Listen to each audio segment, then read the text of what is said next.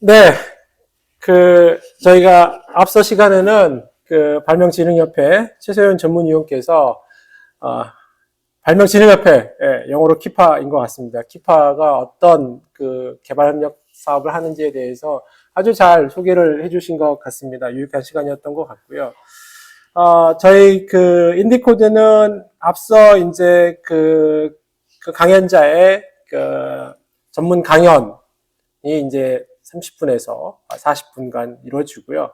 그 이후에 저희가 이제 브레이크 타임을 가진 이후에 오데이 톡이라고 그래서 많은 어젠다들에 대해서 저희가 심도 깊게 논의하는 그런 시간을 갖고 있습니다. 사실 제가 처음에 와서 오늘 제대로 키파 여러분들 이제 서울에서 또 한 세 분, 네 분 오신 것 같은 인사를 제대로 못 드렸던 게 제일 바쁜 시기에 오셔가지고 제가 미리 식사도 같이 못하고 인사를 못했던 게 지금 제일 바쁜 시기에 오셨습니다. 지금 내일 모레부터 저희가 이제 저희 협력원에서 주관하는 국제회의, 한중일 국제회의가 있습니다. UN 개발 평화 주제로 저희가 이제 국제회의가 이제 준비 중에 있고, 또 연말이다 보니까 저희 국제개발협력원에서 EDCF 교량 평가 사업을 지금 하고 있는데, 저희가 평가하는 대상 사업이 4천억 규모, 그러니까 탄자니아에 1,500억 원짜리, 그 다음에 베트남에 이제 2,500억짜리 교량, EDCF 교량 지금 평가 사업을 하고 있는데, 최종 보고서 제출일이 이제 내일입니다.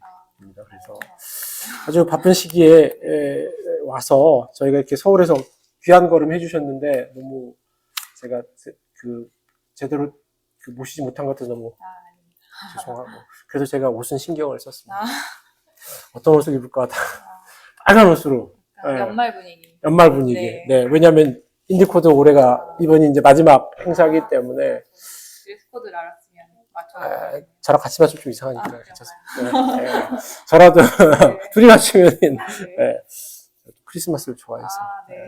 이제는 이번 주가 끝나면은 이제 연말로 접어서 드는 것 같아요. 국제회의가 있고 중요한 평가 사업들 또 끝마치는 그런 시점에 와 있습니다. 나중에 아마도 이 분야에 계시면 종종 뵙지 않을까 생각이 듭니다. 사실 저희가 주로 초청했던 지난 11차까지 저희가 초청했던 강사님들은 국제개발협력의 현장에도 몸을 담고 계시지만 주로 학계에서 개발협력 정책이나 사례나 평가 분야의 이제 전문가분들, 특히나 이제 섹터별 전문가들을 모셨습니다. 지난 11차 때는 저희가 개발협력의 책무성, 서울대 김태균 교수님을 모셨고, 그 전에는 국제개발 이론적 측면에서 식민주의, 탈식민주의, 개발협력, 이런 어떤 의미일까, 이런 논의들을 했습니다. 기관에서 이렇게 오신 건 처음이 아닐까 싶은데, 제가 바라건대 저희 인디코드가 발명진흥협회와의 12차 세션을 시작으로 해서 100만 뷰어, 그다음에 구독자 수를 달성해서 내년부터는 저희가 각 기관에서 저희랑 하자는 얘기를 광고도 좀 해주시면 좋을 것 같기도 하고 광고가 없는데 그랬으면 좋겠습니다. 특히 오늘 제가 의미 있었던 거는 처음으로 개발협력 사업들이 어떻게 발굴되는지에 대해서 잘 디테일하게 설명을 해주셨어요. 특히나 현장에서 직접 사업을 담당을 하고 계시기 때문에 오늘 이 키파의 이 인디코드 세션을 보신 분들이라면 사업이 저렇게 발굴이 되는구나 이해하는 데 큰 도움이 됐을 거라고 생각을 합니다. 제가 이제 드리고 싶은 질문은 키파가 ODA 사업을 하는 근본적인 이유, 철학 같은 것들이 좀 상당히 궁금합니다.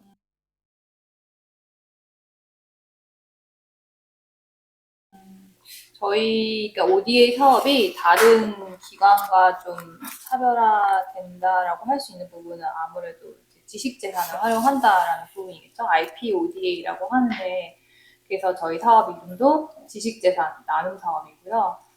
그래서 이제 저희가 애초에 처음 시작된 단년도 사업의 경우는 이 적정 기술을 보급함에 있어서 그 특허 정보를 활용을 한다라는 게 중요 포인트였어요. 근데 특허 정보가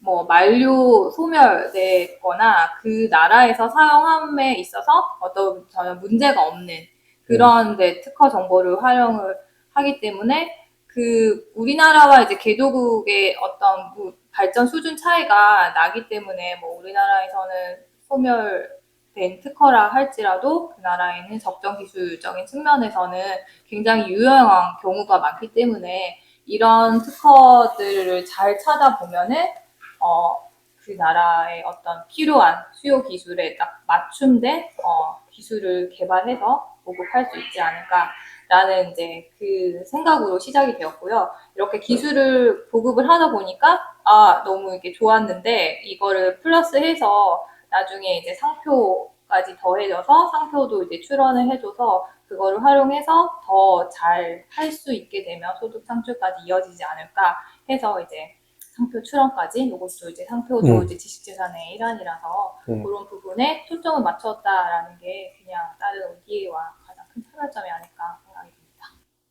네. 관련된 질문일 네, 텐데 네. 우리가 이제 지식은 되게 중요하죠. 한국의 경제 발전 과정을 보면 결국은 지식이 지금의 경제 발전, 사회 발전, 또 정치 발전의 핵심이 아니었나라는 생각을 하고 있습니다. 꼭 과학 지식이 기술뿐만 아니라 여러 가지 측면에서 폭넓은 다양한 분야에서의 지식이 한국 발전의 핵심이었는데 지식 이퀄 돈이죠.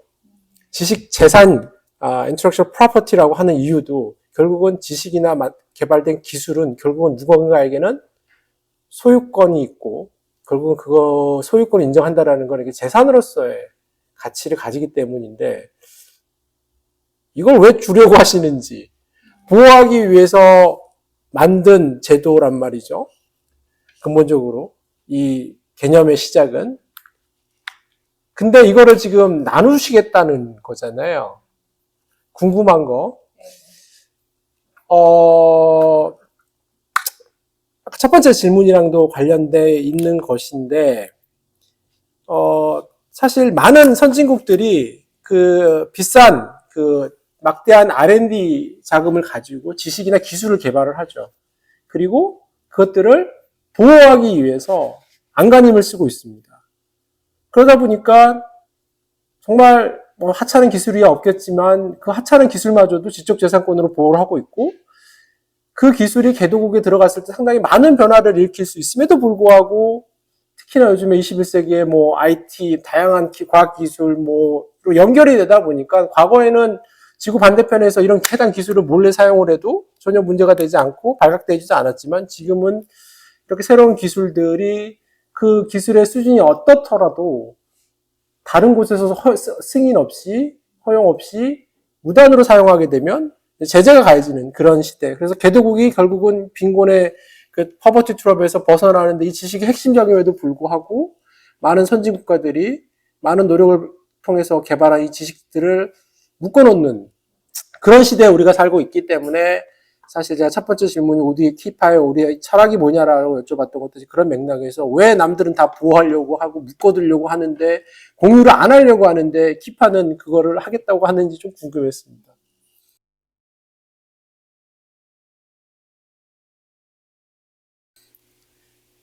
네, 저희 그거를 이제 대답을 드리려면 단년도 사업이랑 단년도 사업을 좀 구분해서 이제 목적이 달라서 설명을 드려야 될 것 같은데, 단년도 같은 경우는 이제 적정 기술 자체를, 기기 자체를 이제 보급을 하는 건데, 이 기기를 만들 때 저희가 활용하는 게 특허 정보예요. 근데 이 특허라는 게 출원을 하고, 20년 동안 그 특허를 보호가 되는데 이게 이제 그 기간이 끝나면 이제 모두에게 공개가 되는 거죠. 그 특허의 목적이. 그래서 누구나 다 사용할 수 있게. 그래서 저희가 활용하는 특허는 이렇게 기간이 지나서 소멸이 됐거나 아니면 어떤 이유로 등록이 안 됐거나 무효가 됐거나 아니면은 뭐 그 나라에는 출원이 되지 않아서 그 나라에서는 사용하는데 문제가 없거나 이런 특허를 활용을 합니다. 그래서 이거의 특허의 이제 원래 목적에 맞게 뭐 모든 사람이 사용할 수 있게끔 공개된 특허를 이제 활용을 해서 이게 우리나라에서는 이미 뭐 시간이 지나서 무효화돼서 이제 오래된 기술이라 할지라도 그 나라에는 이 기술이 아주 이제 필요한 때에 이제 개발 단계에서 필요한 경우가 많아서 이런 기술을 활용을 해서 이제 보급을 하는 거고요. 적정 기술을. 그리고 이제 단연도 과학기술, 지식재산 활용 과학기술 사업 같은 경우는 특허청 가기구 협업 사업으로서 공동 연구를 R&D 개발에 관련된 이제 공동 연구를 지원을 하기 때문에 이거는 이제 새로 연구를 시작하면 아무래도 특허 출원이 필요한 그런 연구의 결과물들이 생기게 되죠. 그러면은 이 연구 결과를 특허 출원을 통해서 보호를 해야 되는데 저희가 이 특허 출원을 하는 거에 있어서 그 국내와 파트너 국가의 공동 출원을 통해서 이 권리화를 지원을 해드리는 겁니다.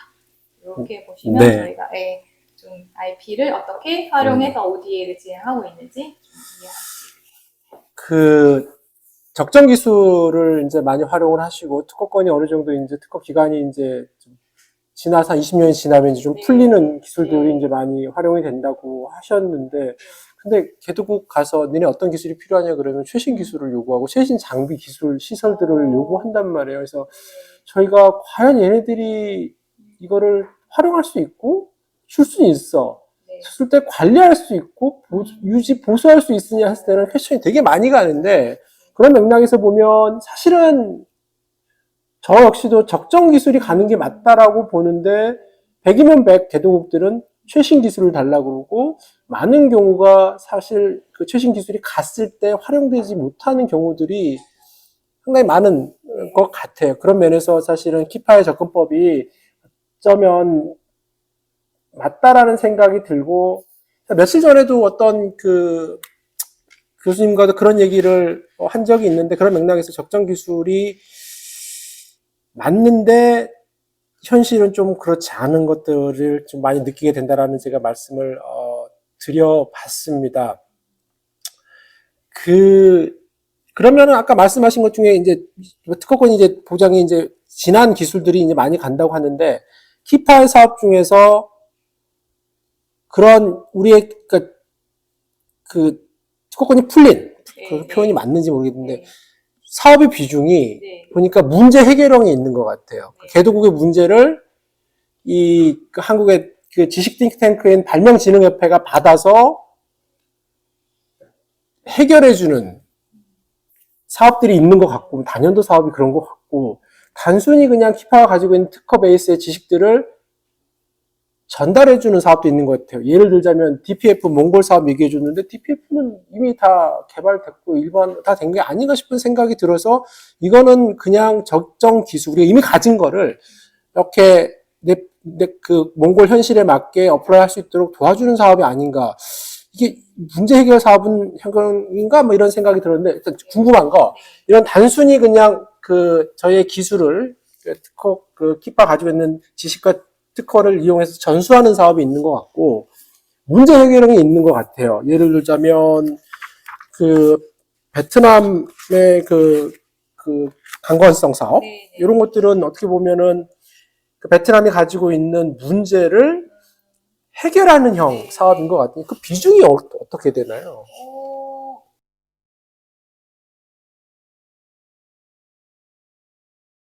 그러니까 저희가 뭐 단연도 사업 같은 경우는 역사가 오래됐죠. 2010년부터 시작을 해서 그 매해 뭐 예전에는 뭐 한두 개 국가를 지원하는 걸로 시작을 했는데 지금은 매해 3개 국가 정도로 지원을 해줘서 지금 뭐 거의 18개 국가에 38개 이상의 기술을 전수를 해줬고요.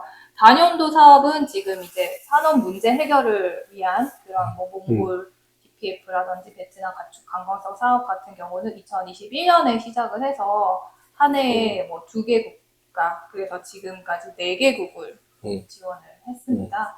그래서 이거는 이제 매해 이렇게 2개 혹은 3개 국가를 지원을 계속 될 예정이고요. 그래서 이제 비중은 아직까지는 단연도의 그런 특허 정보를 활용해서 기기를 지원하는 그 사업이 훨씬 비중이 높다고 볼 수 있죠.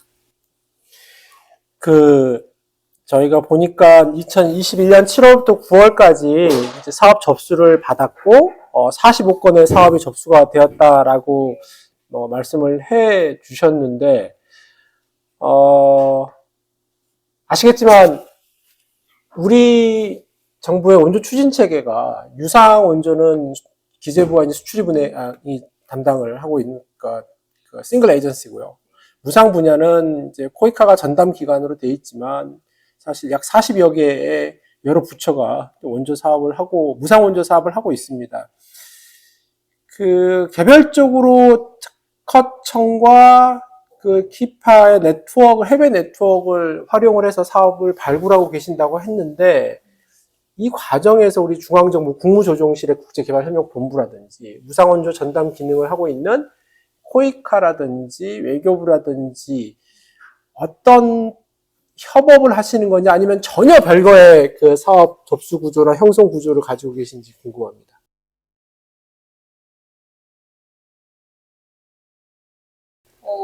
저희가 이제 수요 요청 같은 경우는 현지 이제 특허청을 통해서 홍보를 하고 직접적으로 이렇게 이메일을 통해서 수요 요청을 받고 있어요. 그래서 예전에는 저희 사업 시작 단계에서는 저희 사업에 대해서 좀 많이 모르고 그럴 경우에는 뭐 여러 기관들과 이 사업 형성에 이제 도움을 받는 경우도 많이 있었는데 최근에는 저희가 이제 단독으로 수요 요청을 받아서 단독으로 이제 진행을 하는 경우가 많고 이게 이제 저희 사업이 잘 되면은 이제 후속 사업으로 진행을 할 때 이제 코이카가 관여를 한다든지 뭐 다른 NGO들이 관여를 하는 경우도 이제 생기고 있습니다. 그러면 지금 같은 질문인데 최근에 내년에 원조 예산이 이제 6조 한 5천억 된다 그래가지고 모든 부처가 지금 공격적으로 사업을 확대하고 사업 규모들을 키우고 있는 상황이고 사업 발굴이 자체적으로 안 되니까 그 사업 발굴 기능까지 아웃소싱을 하더라고요. 어떻게 키파는 그 1년 사업 예산이 올해 어떻게 됐는지, 내년도 지금 어떻게 지금 예산 심의 기간인데 내년도 예산은 어떻게 증액되는지 궁금하네요.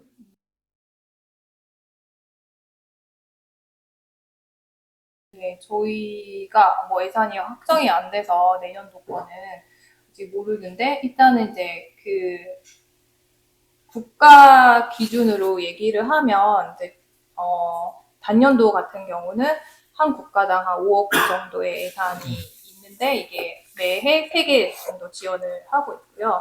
단년도 과기부 협업 사업 같은 경우는 뭐 한 건별로 조금 다르긴 한데 한 국가당 3년 통합해서 15에서 20억 정도의 예산이 있는데 이것도 이제 매해 3개의 이제 새로운 국가가 시작이 될 예정입니다. 그리고 추가로 이제 농진청 협업 가업도 따로 있고요. 그래서 이제 계속해서 저희는 국가를 늘리면서 전체 이제 사업 예산이 늘어나고 있는 추세인 거죠. 예전에는 이제 1년에 한두 국가를 지원을 했다면 지금은 8개, 뭐 9개 이런 식으로 국가 자체가 늘어나면서 또 협업 부처도 늘어나면서 전체 예산이 커지고 있는 추세입니다. 이번에 신청하신 네네. 예산, 내년도 예산은? 그거는 이제 특허청에서 하는 거라서, 네, 저희가 이제 예산 심의가 끝나면 아마 확정이 될 것 같은데, 저희는 아마 계속해서 늘지 않을까, 네, 바라고 있습니다. 제가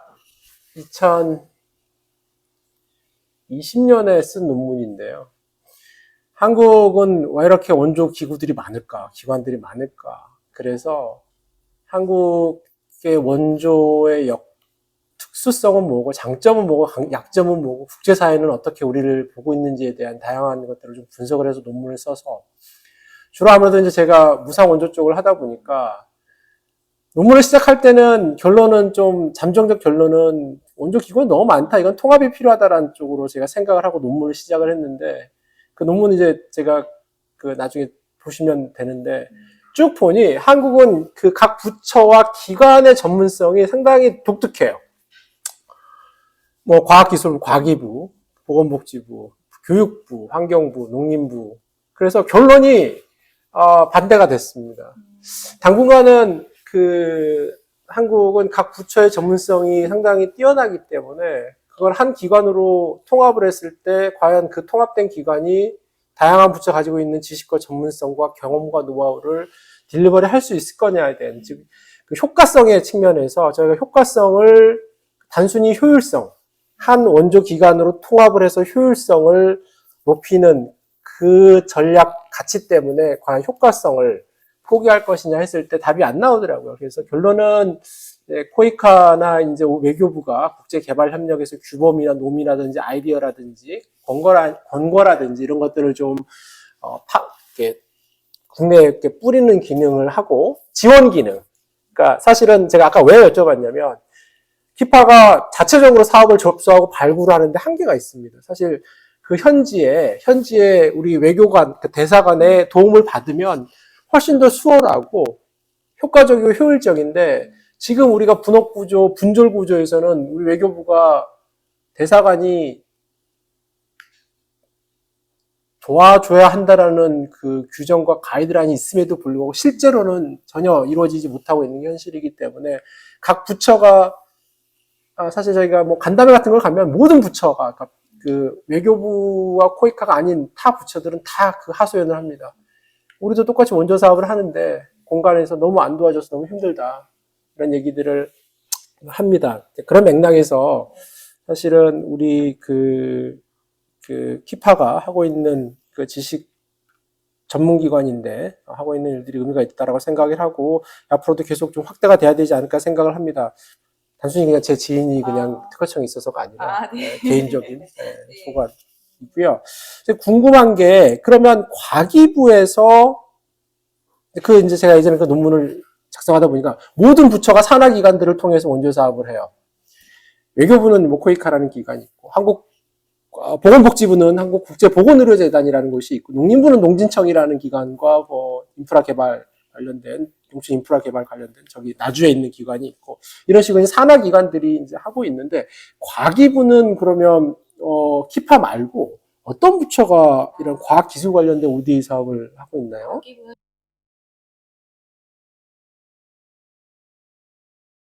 연구재단에서 특허청의 사업을 한국발명진흥회가 수행하듯이 과기부의 ODA 저희가 협업하는 사업은 연구재단에서 수행을 하고 있습니다.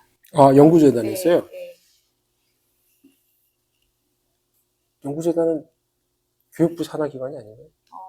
근데 그 연구재단이 또 과기부의 예산을 받아서 하는 사업이 있다는 말씀. 수행을 하고 저희가 협업하는 그 특허청 과기부 협업 사업은 한국연구재단에서 수행하고 있습니다. 저 전북대도 지금 연구재단 사업을 하고 있습니다. 국제협력 선도대학 사업이라고요. 네네. 그 베트남 빈 대학에 수의 대학을 만드는 사업을 저희 전북대 수의대하고 베트남 빈 대학이 이제 하고 있고 지금 이게 두 번째 사업인데 그 전에는 저희가 이제 미얀마에 그 난 있죠, 난. 난 품종 개량하는 그 역량, 그 과를 만드는 그런 사업들을 했었습니다. 연구재단이랑도 하시는군요. 아까 이제 타 부처와의 협업에 대해서 말씀을 해주세요. 농진청이랑도 말씀을 많이 하셨고, 그러면 향후에 이제 타 부처와 이런 그 지식재산 관련된, 그 지식과 관련된, 기술 관련 사업이 있다면 더 확대하실, 예상이 지금 확대하고 계시고, 앞으로 예상을 하신다고 했는데, 혹시나 뭐 그런 측면에서 내년에 생각하고 있는 좀 혹은 지금 발굴 중인, 구상 중인 뭐 사업들이 있으면 좀 소개를 부탁드리겠습니다.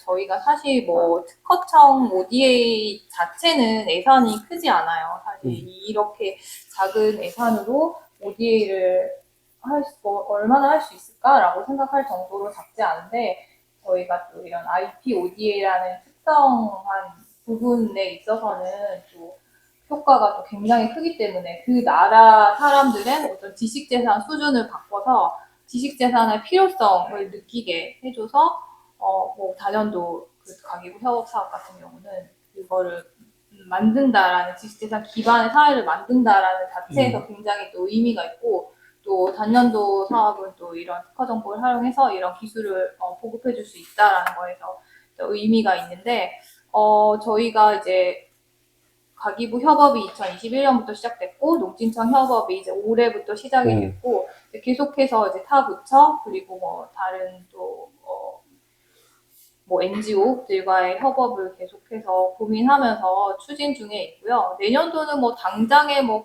확정된 타 부처와의 새로운 협업이 예정되어 있지는 않지만 계속해서 저희가 또 고민을 하고 있습니다.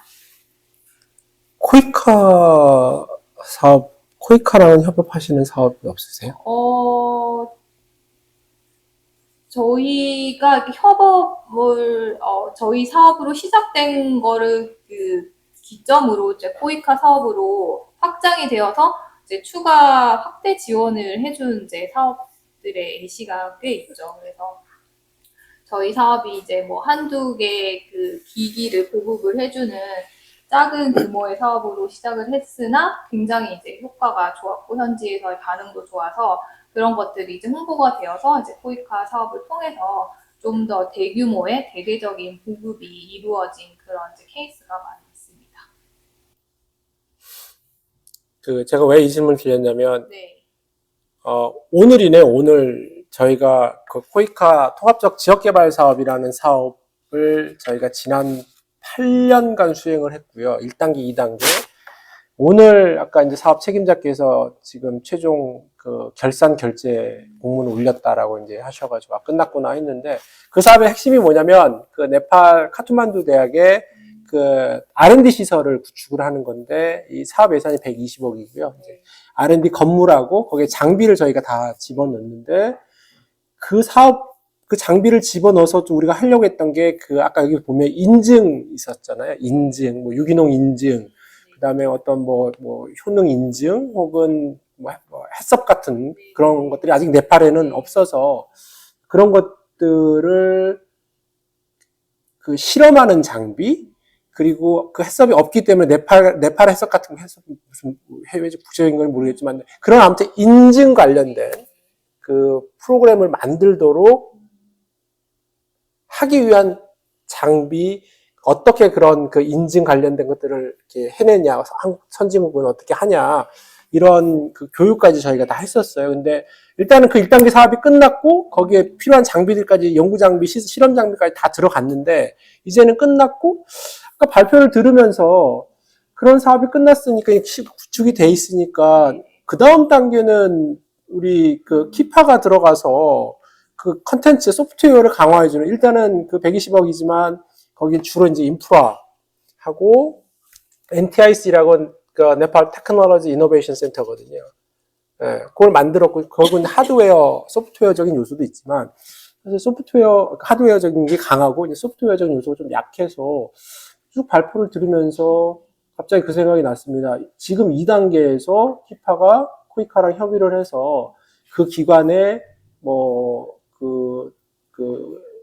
인증 역량이라든지 똑같이 저희도 있었어요. 브랜드 개발도 있었어요. 그래서 네팔은 이제 그 허브 작물이 많잖아요. 그 허브 작물을 가지고 여기서 실험실에서 프로세스해서 화장품, 비누 이런 거를 만들고 그거에 대한 브랜드를 만들고 네팔 카트만두 대학 자체 브랜드를 만들고 테스팅해서 그 성분 검사를 해서 인증을 받도록 하는 이런 것들을 이제 시범 사업을 했거든요.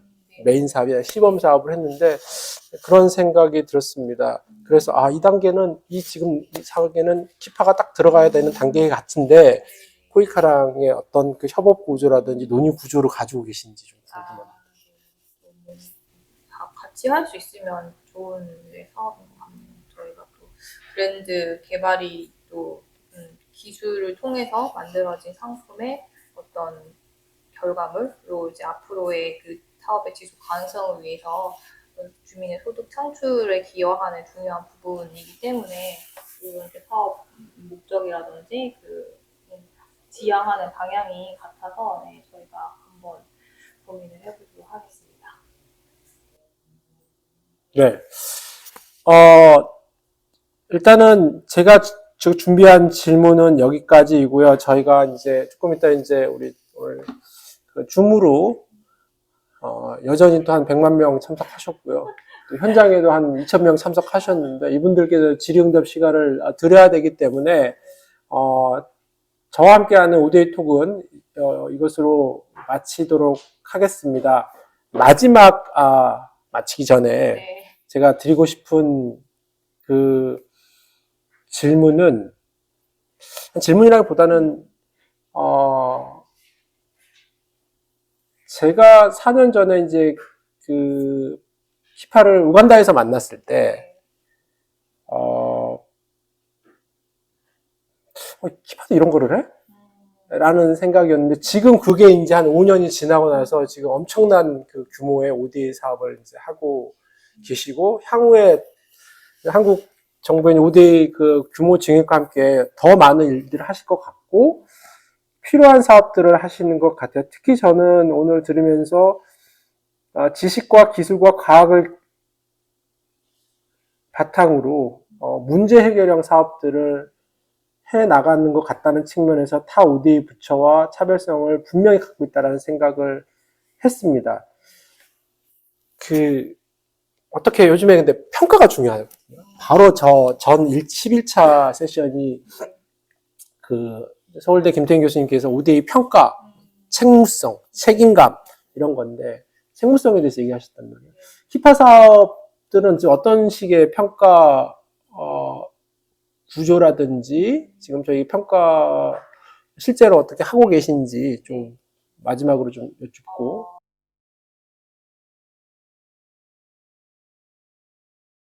저희가 그 모니터링이라고 해서 저희가 진행했던 모든 사업에 대해서 자체적으로 매해 얼만큼 잘 사용하고 있는지, 얼만큼 이제 뭐 그 소득 창출로 이어졌는지, 만족도가 얼마나 높은지, 또 사용하지 않고 있다면 그 이유는 뭔지, 어떻게 더 추가 지원을 하면 좋을지에 대해서 이제 이메일, 전화 등을 통해서 직접적으로 매해 모니터링을 하고 있고요.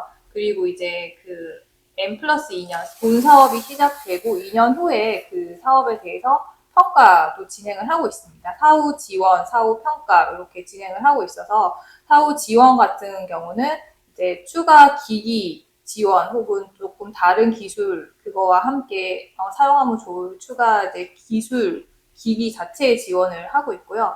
평가는 이제 평가 업체를 선정을 해서 직접 또 현지에 가서 평가 보고서를 쓰는 OECD 기준에 맞춘 평가를 이제 전문적으로 평가 그 전문 평가 센터가 진행을 하고 있습니다. 네, 감사합니다. 나중에 평가할 거 있으면 저한테 연락 주시면. 네네, 진작 알았으면 미리 연락드렸을 텐데. 제가 4년 전에 우간다에 계실 때 그때 평가하러 오셨었어요. 네. 평가하러 오셨었고 저희는 이제 그 사업을 하고 있었고 그래서 그렇게 이제 만났던 인연이 있습니다. 최근에 이제 그 ODA 그 국무조정실도 그렇고 우리 정부의 기본 방침이 평가, 그러니까 각 기관별로 이제 많은 사업들이 이제 평가를 사업을 하고 있는데 그 예산 배정이나 이런 거 할 때 평가를 얼마나 적절히 하고 있느냐 이 요소를 이제 반영을 해서 예산 배정이라든지 승인하겠다라는 방침도 가지고 있기 때문에 특히나 이제 내년에 사실 국가가 상당히 예산이 어려운 가운데 2조라는 엄청난 돈을 ODA 예산에 증액을 했습니다. 여전히 그 증액에도 불구하고 우리나라 원조 예산은 국력 대비 상당히 낮은 편이고요. 지금 내년에 저희가 한 GNI 대비 0.18을 앞두고 있다고 하는데 OECD 다 국가들의 평균은 0.3입니다. 여전히 낮은 상태에서 환영할 만하나 또 그리고 하지만 지속적인 증가가 필요한 것 같고요. 근데 지속적인 증액과 함께 국민들이 저 돈 어떻게 쓰고 있는 거에 대한 의구심 또한 궁금증 또한 커지고 있기 때문에 우리 키파 역시도 지금 객관적이고 엄밀한 평가 시스템을 도입을 하신 것 같습니다. 감사드리고요. 마지막으로 우리 그 100만 그 구독자들께 그 키파의 그 국제개발협력을 대신해서 한 말씀 클로징 멘트 부탁드리도록 하겠습니다. 네, 먼저 이렇게 저희 회와 저희 기관과 저희가 진행하고 있는 국제주식재산 나눔 사업에 대한 얘기를 할 수 있는 그 자리를 마련해 주신 전북국제개발센터 인디코드 세미나에 초청해 주신 관계자 여러분 다 감사드리고, 저희가 그 IP ODA라는 이제 지식재산 활용 ODA 사업을 수행하면서 많은 또 그 현지에 직접 방문하면서 또 그분들의 반겨주심과 또 그분들이 이거를 통해서 소득 창출로 이어지면서 또 고마워하는 그런 모습들을 보면서 저도 참 이 사업을 하면서 많은 뿌듯함과 기쁨을 느끼고 있는데, 저희 이제 지식재산 나눔 사업에 대한 많은 관심과 또 수요 요청도 여러 국가에서 계속 지속적으로 많이 될 수 있도록 또 많은 주변의 홍보 부탁드립니다. 네, 감사합니다. 오늘 그 인디코드 12차, 는 특별히 그 한국발명진흥협회 키파와 함께 국제지식재산 나눔 사업이라는 주제로 얘기를 해봤습니다. 경청해주신 여러분 감사드리고, 자, 오데이톡은 이것으로 마치도록 하겠습니다. 감사합니다.